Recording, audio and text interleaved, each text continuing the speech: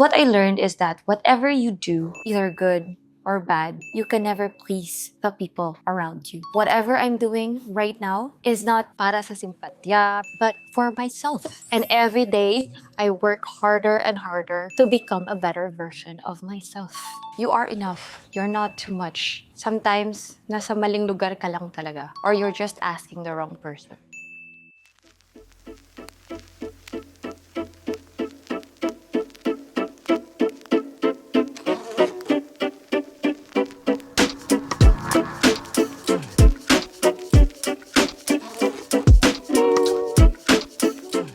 Hello, Dolores. Welcome to a brand new episode of Turning Your Pain into Power with Sammy J. For today's episode, we are going to be talking about self-worth. Saan nga ba nagsisimula ang self-doubt? Diba there are so many happenings in our lives na talagang nako-question mo yung sarili mo, yung abilidad mo, kaya ko ba to?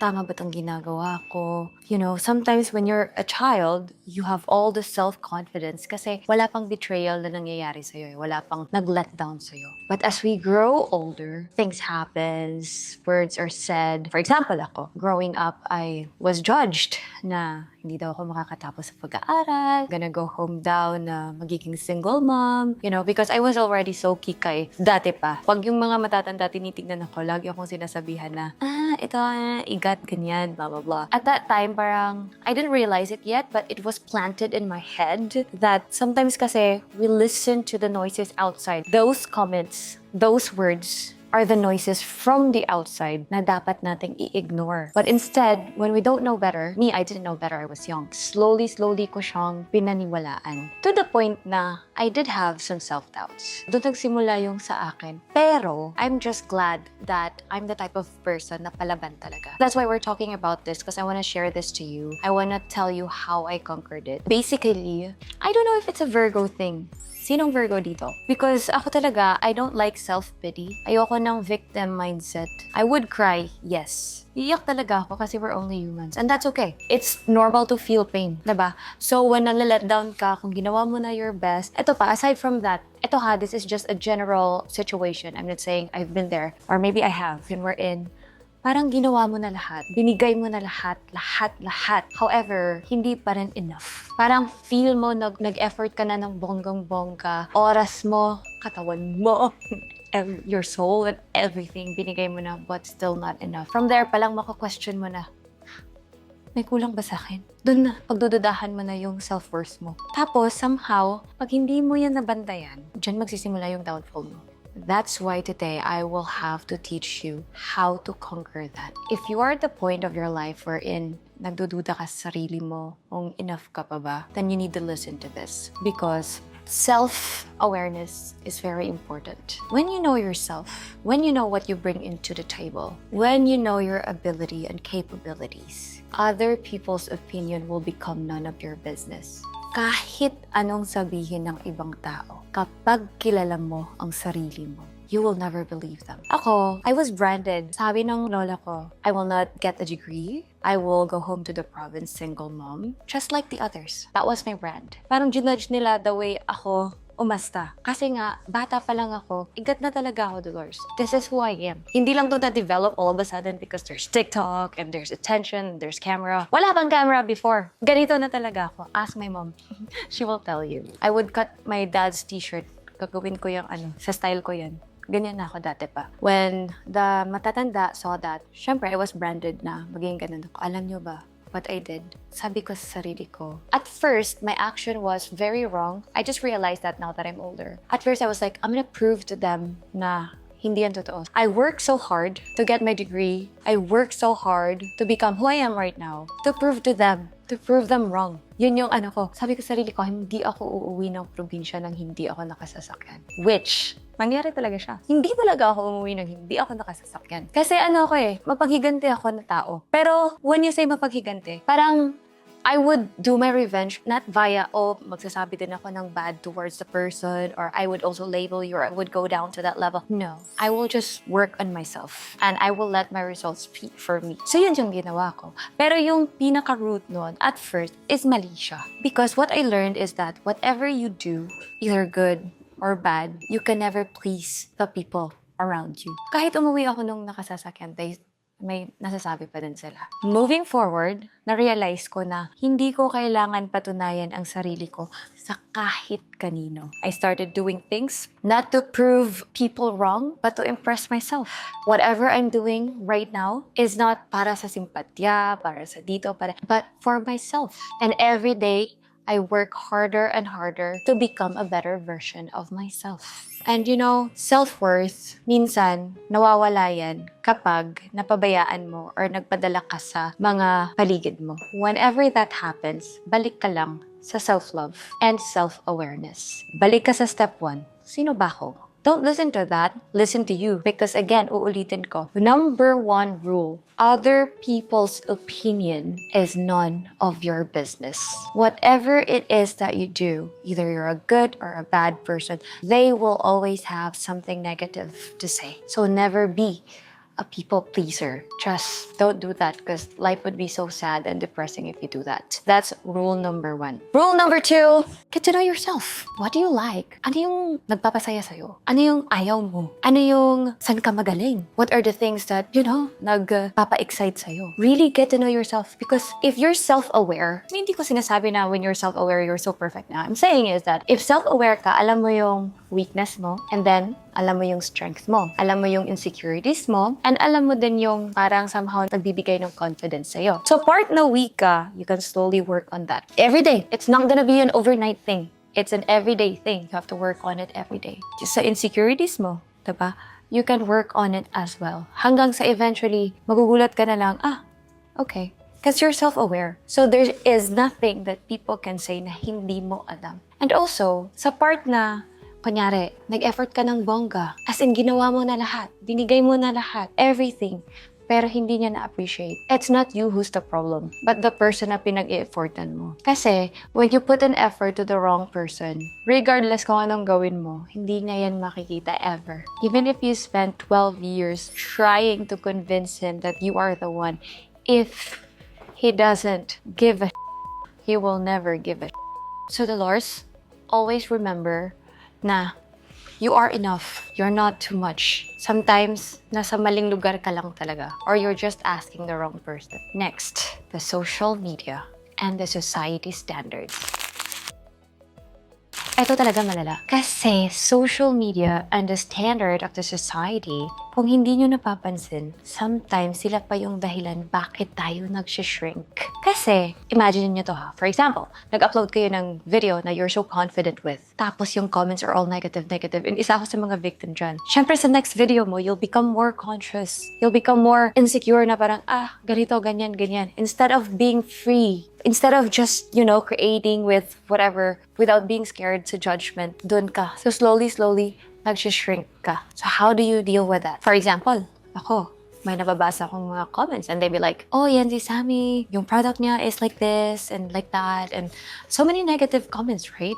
Thank God. Actually, before, it used to affect me a lot. Like, I would not look at comments anymore kasi napektuhan talaga ako, especially nung bago pa. I wanna share with you how I conquered it. Honestly, it was not easy, lalo na kapag OA person ka, emotional person ka, and you take everything personally. But somehow along the way, I learned how to detach and realize that, like I said earlier, people's opinion are none of my business. It's none of my business. Whatever they think about me is none of my business. I know my truth. I know who I am. I know that my products are effective. I know that I work out hard. Sometimes you just have to say, I don't have to prove myself to anyone. Ganito kasi yung tutors. Once you know your worth, once you're self-aware, you will never have to prove yourself to anyone ever again. Not to society, not to the person you love. Like, if you don't see me, if you don't see my worth, okay then, bye. Ganun lang siya. Self-worth is very important. And nade-develop yung self-worth when you have self-awareness. Malalim yun. Next, let's talk about self-confidence versus self-worth. What's the difference between the two? Actually, connected silang dalawa. When you know your worth, then you'll have the confidence. Gets? Kasi, when you don't know your worth, you'll be like this Parang, you're in a box. You're like, where do I put myself? When do I speak? Should I say this? Should I say that? But when you know your worth, when you know who you are, not sa pagmamayabang na, oh, I'm this.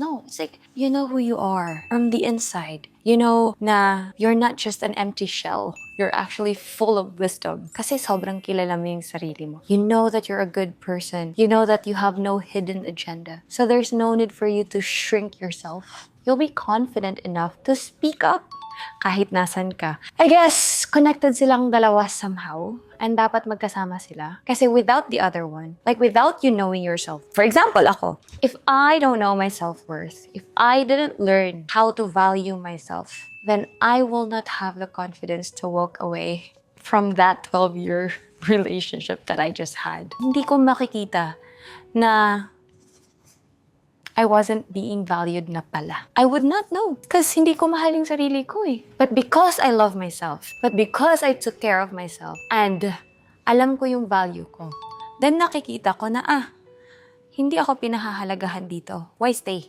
Hindi mo nakikita yung value ko. Why stay? Kasi once you know your self-worth, you will never beg. You will never chase. You will not. You just, okay then.